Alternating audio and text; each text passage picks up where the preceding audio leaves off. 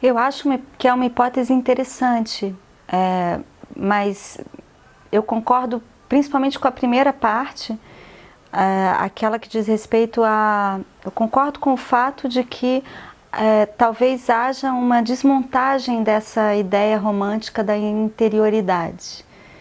Essa me parece uma hipótese interessante e realmente operativa.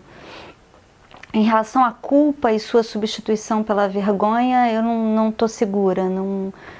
Eu acho uma hipótese interessante, mas não vejo amarras com a minha experiência propriamente.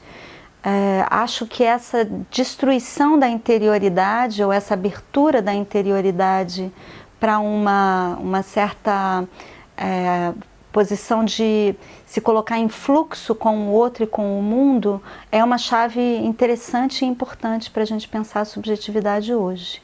Isso sim.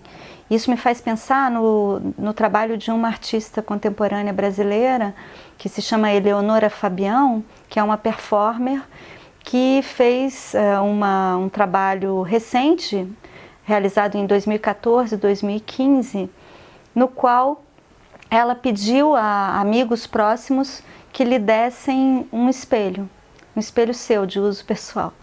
E ela recolheu então uma quantidade de espelhos, colocou esses espelhos em cima de uma Kombi, esses veículos muito comuns aqui no Rio de Janeiro, que passam pelas ruas recolhendo ferro velho,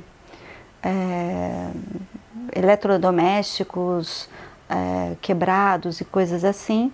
E nessa Kombi ela colocou os espelhos, ela se colocou com o microfone que normalmente é usado pelos compradores de ferro velho para chamarem os clientes, avisarem que estão ali. Esse trabalho se chama Não Compro Lata Velha.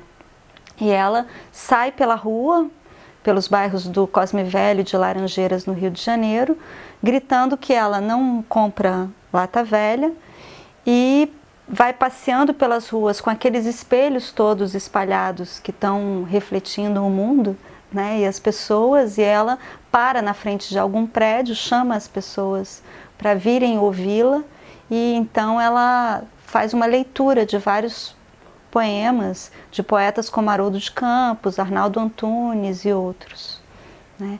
Essa ideia de trazer a imagem de cada um para uma espécie de polifonia imagética, poética, misturando imagem e palavra e trazendo isso para o mundo cotidiano, para o mundo, né?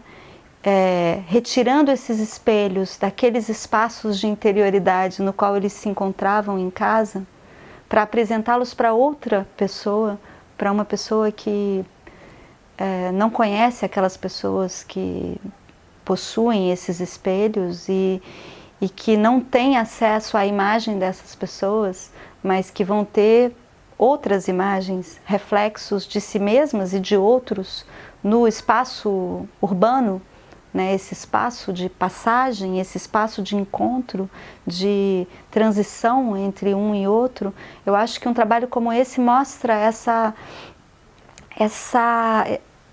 esse entrecruzamento fundamental que se mostra muito claramente hoje entre o que seria interno e o que seria externo, o que está dentro de mim e o que está fora de mim. Lacan inventou esse neologismo muito bonito, né, para contrapor a intimidade. Ele fala de extimidade. Em vez do íntimo, a gente deve pensar o extimo, né? O mais fundamental para mim mesma, a mim mesma, talvez esteja fora de mim. Em vez de me recolher na minha intimidade, eu me desdobro para fora, então, não só para me colocar em contato, eu com a minha identidade, com o outro com a sua identidade, mas eu me coloco para fora para me buscar no outro, uma vez que eu não tenho fundamentos identitários cabais em mim mesma. e poder exercer essa porosidade das fronteiras, eu acho que é fundamental para pensar e para viver a cultura hoje, né? Para viver juntos, né? Eu acho que é fundamental na vida hoje, isso. E eu acho que as pessoas, especialmente os jovens hoje, têm uma atuação nisso, uma percepção disso e uma atuação nisso. Eu vejo acontecendo. Talvez eu seja otimista demais. Estou pondo a um discurso que poderia, né, correr o risco de ser catastrófico, uma utopia, uma esperança. Eu acho que se trata cada vez mais de se abrir ao outro para buscar a si mesmo, mas nesse mesmo movimento se transformar a si e ao outro e ao mundo, nessa relação, nas ressonâncias disso, né? Sem que isso queira dizer em absoluto que haja um encontro sempre feliz e pacífico entre mim e o outro. Pelo contrário, eu acho que aí é que nós temos mesmo terrenos de fricção, de atrito, né? De rigidez às vezes, de barreiras, mas me parece que talvez a gente possa pensar a subjetividade atual, se for o caso de pensá-la, na linha dessa aposta, dessa hipótese. Talvez eu queira crer nisso também, porque eu acho que a gente, quando reflete sobre questões como essas, a gente não está só descrevendo e analisando um estado de coisas, mas de alguma maneira propondo. E eu prefiro propor isso.